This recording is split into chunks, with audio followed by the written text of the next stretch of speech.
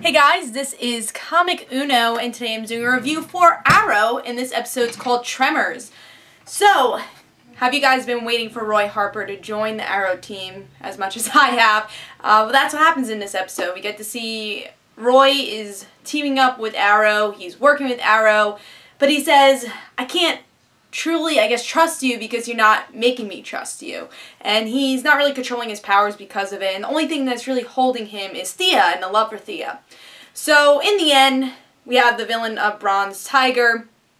And, Oliver reveals his identity to Roy. Because Roy was at the brink, he's always been at the brink with these superpowers, and he thinks he could ground him with the truth and letting him into the fold, and that's exactly what they do. And in the end of the episode, we get to see him in the, I'll just call it the quiver, even though that's not really what it's called, but I have a feeling that's what they're going to end up calling it.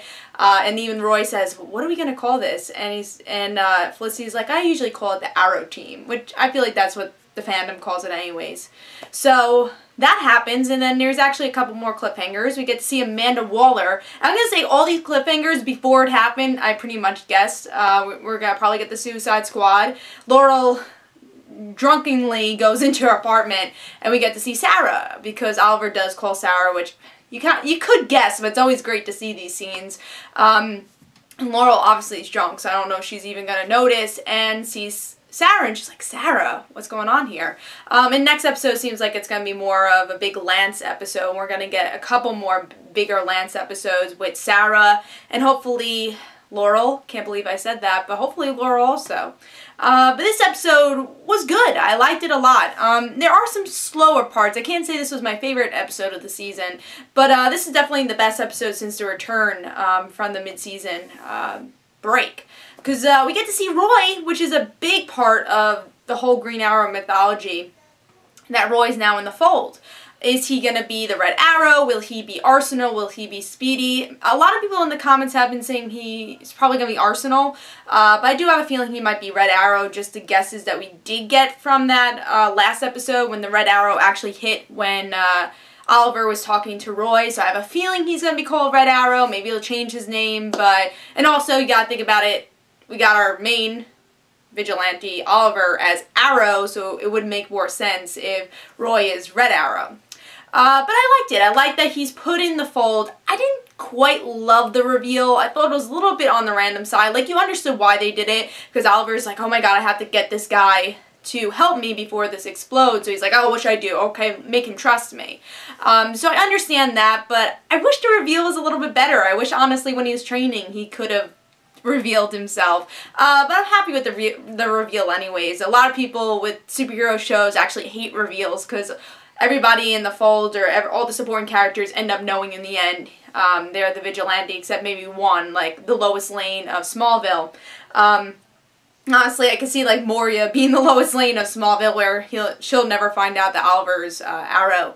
But I do see all the other characters in the next couple of seasons finding out, because who really has to find out is Laurel's father, Laurel, and Thea. It's kind of who's left. I don't really see anyone else finding out. And I see, honestly, Thea finding out probably before Laurel and Laurel's father, but who knows? It's Arrow. Anything could happen.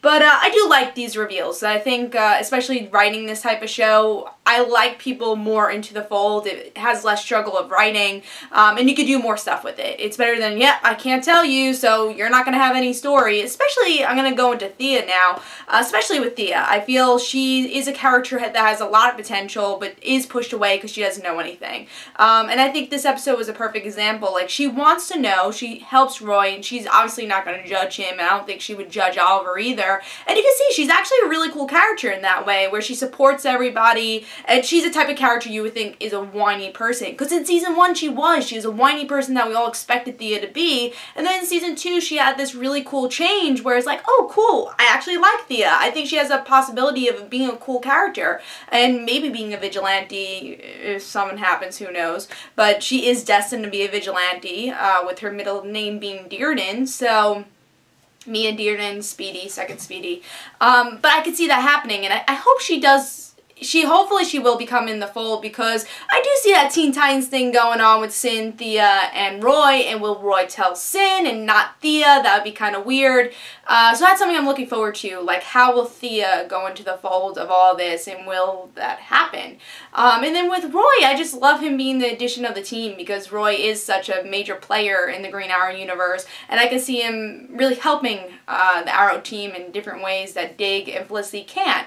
So really looking forward to the interactions, and maybe even more interactions with just Roy and Oliver in front of everybody. So looking forward to that. Let's talk about the Sarah ending. I actually really enjoyed that, because one of my, well, actually my favorite arcs so far in Arrow was the Sarah arc, you know, because she was such a surprise character, and for me, I really loved her character, and loved her arc, her being Black Canary. She was cool. Do we want Laurel to be Black Canary? Probably not, because Sarah was such a great Black Canary. So her coming into the fold again and finally being in the present time, because I didn't love her stories in the flashbacks. I still don't really love the flashbacks. They're okay. They're just kind of lose your attention, though, when you're like, oh my god, Roy's gonna find out, and then you have a flashback. You're like, kind of want to go back to that present time story.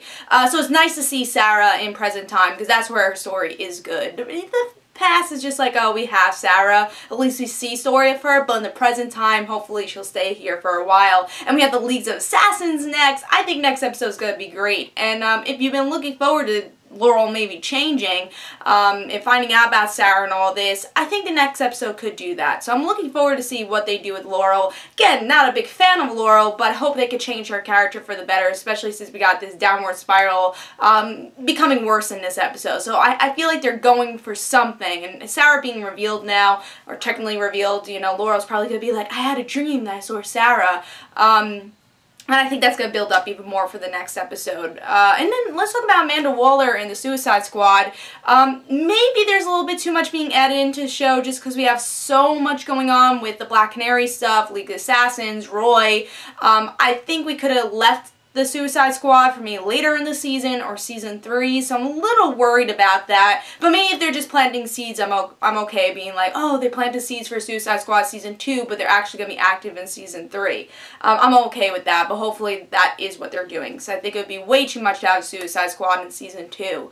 But this episode was very solid. I have to give it a 4, even though I felt I wanted the reveal to be a little bit better. I love that Roy's on the team now, and been looking forward to this. Now we just got to get Thea to be in the fold, because I want her character to be better. So that's one complaint I've had, because in this season she's been, I think, such an improved character, and hopefully she will come into the fold this season.